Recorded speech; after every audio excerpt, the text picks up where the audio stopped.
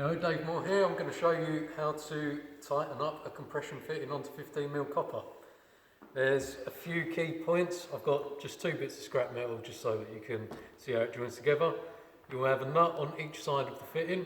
You must have an olive inside the fitting or it will not be watertight. They are the key component of this fitting, and then there's the fitting itself.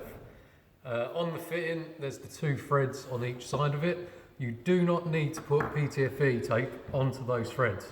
So the easiest way that I find to do it, I put my nut onto my pipe, I will then push the olive onto my pipe, I will then push the pipe into the fitting and push the nut onto the fitting.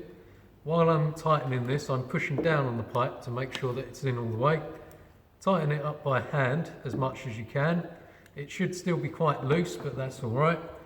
Repeat the same for the other side. So while I'm tightening this up, again, I'm pushing in this direction and this direction with my right hand to make sure I've got my pipe in all the way. Tighten it as much as you can by hand again. Now, to make sure that it's tight enough to hold water, at the minute you can see my pipe still moves a bit. To make sure it's tight enough to hold water, you will use an adjustable spanner.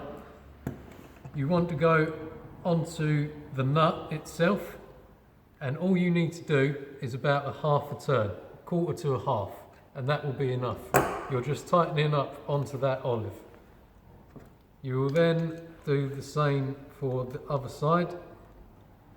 So from about parallel with my pipe, I only need to go about a 1/4 of a turn. If I can sort myself out. I'm doing this left-handed, which don't help. So I've gone about a 1/4 of a turn. That should be enough to hold water. My pipe's in there tight. So I didn't use any PTFE tape onto the threads. You can put PTFE tape onto the olive, but it shouldn't be necessary.